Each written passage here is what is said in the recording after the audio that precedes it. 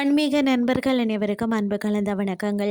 இன்றைக்கு நாங்கள் ஆன்மீகம் சம்பந்தமான பதிவில் பார்த்தீங்கன்னா, நாளைய தினம் செய்ய வேண்டிய முருகன் வழிபாடை பற்றி பார்க்கலாம் வாங்க. அதாவது பார்த்தீங்கன்னா, நாளைய தினம் அப்படி என்ன அற்புத நாள். நாளை ஞாயிற்றுக்கிழமை, நாளை பரணி நட்சத்திரம் இருக்கிறது, கிருத்திகை நட்சத்திரமும் இருக்கிறது. இந்த இரண்டு நட்சத்திரமும் பார்த்தீங்கன்னா முருகனுக்கு உகந்த நட்சத்திரம் தான். பரணி நட்சத்திரத்தில் பிறந்தவங்க நாளைக்கு முருகப்பெருமான வழிபாடு செய்ய அவங்களுடைய வாழ்க்கையில் பார்த்தீங்கன்னா நல்ல முன்னேற்றம் ஏற்படும் என்பது ஜோதிட ரீதியாக ஒரு நம்பிக்கையாக இருக்கிறது.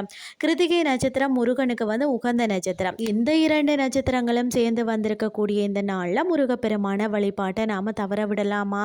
நாளைக்கு செய்ய வேண்டிய முருகர் வழிபாடு, சொல்ல வேண்டிய முருகர் மந்திரம் என்ன அப்படின்னு சொல்லி இன்னைக்கு ஆன்மீகம் சார்ந்த பதிவில் பார்க்கலாம் வாங்க.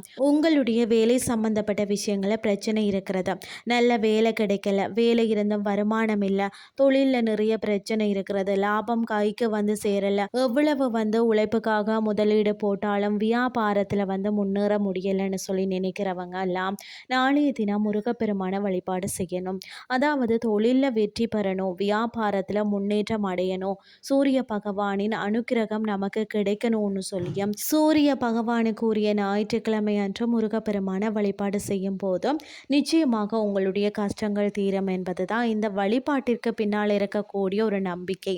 நாளைக்கு காலமாக 6 மணியில இருந்து 7 மணிக்குள்ள வீட்டுக்கு பக்கத்தில் இருக்கக்கூடிய முருகர் கோவிலுக்கு சென்று 2 நெய் தீபங்களை ஏற்றி 6 செவ்வாழை பழங்களை முருகப்பெருமானுக்கு வாங்கி கொடுத்து அர்ச்சனை செய்து கொள்ளுங்க. ஓம் கதிர்வேலாய நமக்கு இந்த மந்திரத்தை மனத்திற்குள்ள சொல்லிக்கொண்டே முருகப்பெருமான 6 முறை வலம் வரணும். அதுக்கு பிறகு முருகப்பெருமானுக்கு செவ்வரளி பூக்களை வாங்கி கொடுங்க. வழிபாட்டை நிறைவாக செய்து முடிச்சதுக்கு பிறகு கோவிலில் இருந்து வாங்கிய அந்த 6 வாழைப்பழங்களையும் கோவிலுக்கு வெளியில் யாசகம் கேட்பவர்களுக்கு நீங்கள் தானமாக கொடுக்கலாம். நாளைய தினம் இந்த வழிபாட்டை நீங்கள் செய்து முடித்தால் நிச்சயமாக உங்களுடைய வாழ்க்கையில் இருக்கக்கூடிய வருமானம் சம்பந்தப்பட்ட பிரச்சனைகள் தீரும். காலை நேரத்தில் இந்த வழிபாட்டை பரணி நட்சத்திரத்தில் செய்ய முடியலன்னு சொன்னால் மாலை நேரத்தில் செய்யலாம். மாலை கிருத்திகை நட்சத்திரம் இருக்கிறது, அதுவும் முருகனுக்கு உகந்த நட்சத்திரம் தானே.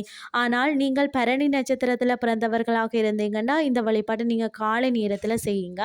மற்றவர்கள் இந்த வழிபாட்டை நீங்கள் மாலை 6:30 அதுக்கு மேலே செய்தாலும் தவறு கிடையாது. அதிசக்தி வாய்ந்த இந்த வழிபாட்டில் முருகனின் அருள் அனைவருக்கும் கிடைக்கணும் அப்படின்னு சொல்லி நானும் வேண்டிக் கொண்டு இன்றைய ஆன்மீகம் சார்ந்த பதிவை நிறைவு செய்து கொள்கிறேன்.